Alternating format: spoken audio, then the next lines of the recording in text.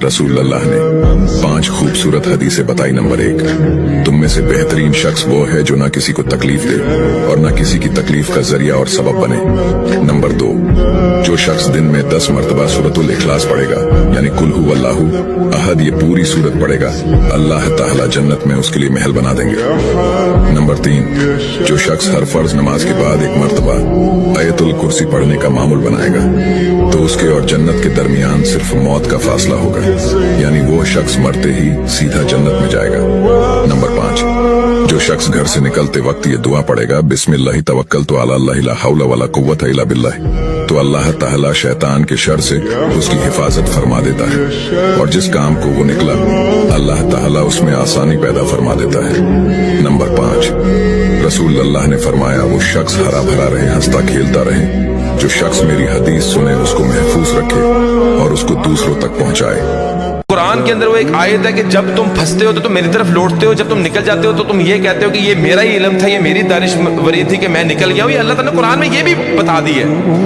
तो दुआएं भी ऐसी दिल से निकलती थी कि वो आज भी मुझे अपने अल्फाजों पे भी जो है हैरानगी होती है। मैं तो अल्लाह के हाथ फैलाता था, अल्लाह ताला तो यूसुफ अलैहिस्सलाम को कुएं से निकाल के बादशाह बनाने पे कादिर है, या अल्लाह तो यूनुस अलैहिस्सलाम को मछली के पेट से बाहर निकालने पे कादिर है, या अल्लाह तू मोहम्मद सल्लल्लाहु अलैहि वसल्लम को गार से निकालने पे कादिर है, या अल्लाह तू मूसा अलैहिस्सलाम को फिरौन के ऊपर गालिब करने पे कादिर है, या अल्लाह तू इब्राहिम अलैहिस्सलाम को आग से निकालने पर कादिर है।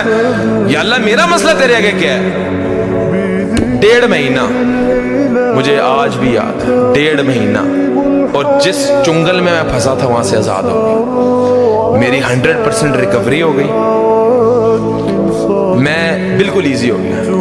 तब मेरा यकीन पुख्ता हो गया कि मैंने जिंदगी के अंदर कभी किसी मखलूक के आगे कोई हाथ नहीं फैलाने, कभी किसी को काम नहीं कहना। जब मेरा रब चाहेगा मैं रब को कहना है, मेरा रब चाहेगा हो जाएगा, नहीं तो कोई मसला नहीं। पता है हुजूर सल्लल्लाहु अलैहि वसल्लम ने अपने आखिरी खुतबा में वो चंद अल्फाज क्या कहे थे?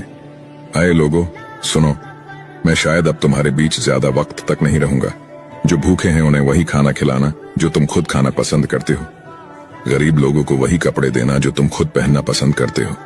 बेशक तुम अपने रब से एक दिन जरूर मिलोगे और वो तुम्हें तुम्हारे हर एक अमाल का अच्छा बदला देगा। और जो यहाँ मौजूद है वो ये बातें ध्यान से सुने और जो मौजूद नहीं है वो ये बातें उन तक पहुंचाए। तुम सभी एक आदम की औलाद हो और तुम में से बेहतरीन शख्स वो है जो अपने रब के बताए हुए रास्ते पर चलेगा। और अपने दिलों से एक दूसरे के लिए किना निकाल दो और कयामत तक तुम्हें इस बात का ख्याल रहना चाहिए कि एक मुसलमान दूसरे मुसलमान का भाई है और सभी का एक दूसरे पर हक है। और फरमाया रसूलुल्लाह सल्लल्लाहु अलैहि वसल्लम ने, वो चेहरा नूर से रोशन हो जो मेरी कही हुई हदीस सुने और वो दूसरों तक पहुंचाए। सुभान अल्लाह।